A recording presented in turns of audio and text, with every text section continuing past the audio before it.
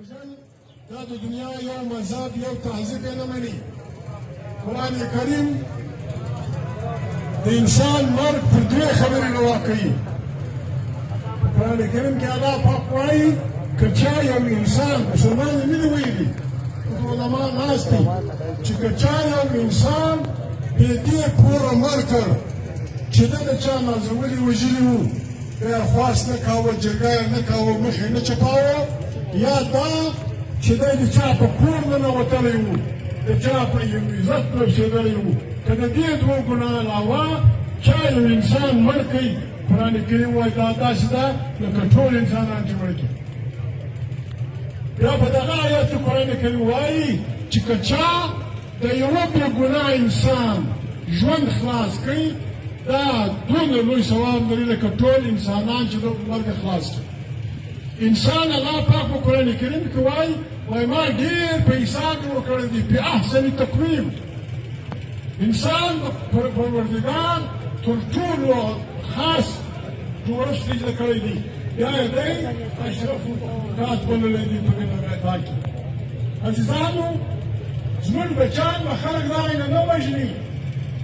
زموږ بچیان دې دپاره نه دي راوړي چې خلک به خوش وژني چې بد کړي دا عدالت سته حساب سته پوښتنه سته پلانه سته بیا به خبره کېږي. وروڼه موږ معلومات نه لرو خبره شو چې دلته د امن جرګه وه بیا ډزې پر وشوه. عزیزانو خبره دا ده زه دا نه وایم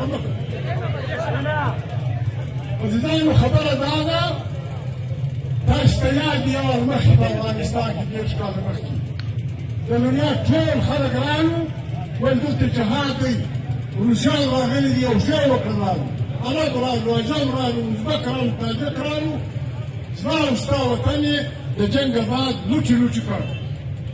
په لکاو خلک شهیدان سو په زراو ورک سو په زراو معیبه سو تر اوسه پورې د هغه جنګ زانګې په دې وطن کې روان دي.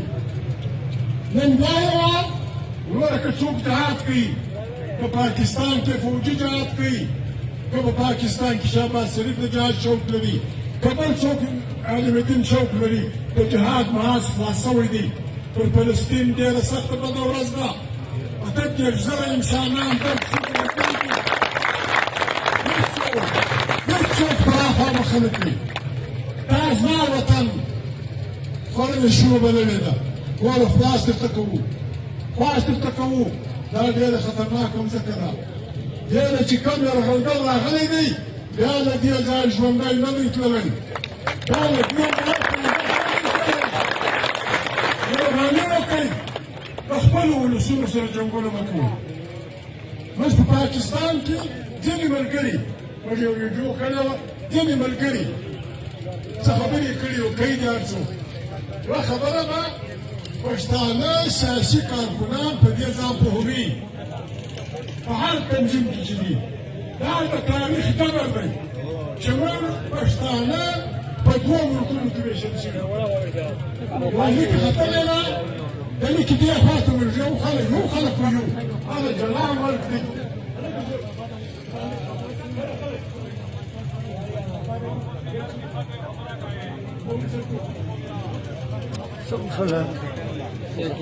عزیزانو ټول خو افغانستان دی آزاد ملک دی استقلال یې دی خپله واقعیت. دا پښتون باید چې ټوله دنیا ته ووایي چې د افغانستان په استقلال به څوک کار نه لري.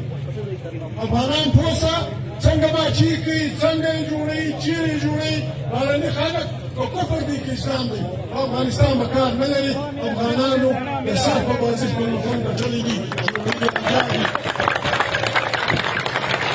دې خوا موږ پښتانه د ډیورنډ پر دې خوا چې پراته یو. عزیزانو موږ په پاکستان کې د چا غلامان نه یو.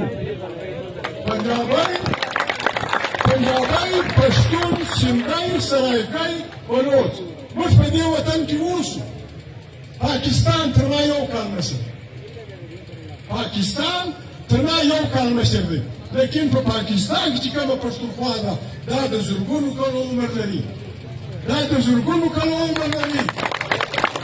دا ځکه هر ملا هر عالم دین هر تبلیغی چې په وطن عین ځان وطن مور ده والله فارسي کې وایي حب وطن از ملک سلیمان خوشته وایي د وطن مینه د سلیمان علیه السلام د ملک هم خوږه ده خال وطن از سنبل و ریحان خوشته د وطن کاڼي د وطن ازغي بوټي د بل وطن د ګلونو ډېر ښه ایسي یا یوسف علیه السلام ته اشاره کوي یوسف که به مصر بادشاهی میکرد یوسف علیه السلام چې پلار پیغمبر یوسف علیه السلام چې په مصر کې بادشاهي وه میگفت گدا بودن کنار خوشتر ورته به ویل یوسف علیه السلام په مصر کې بادشاه و ورته ویل کاشکې زه د خپل کلي کنان ملنګ وای یوسف علیه السلام د خپل کلي ملنګي د مصر په بادشاهي ښه بولي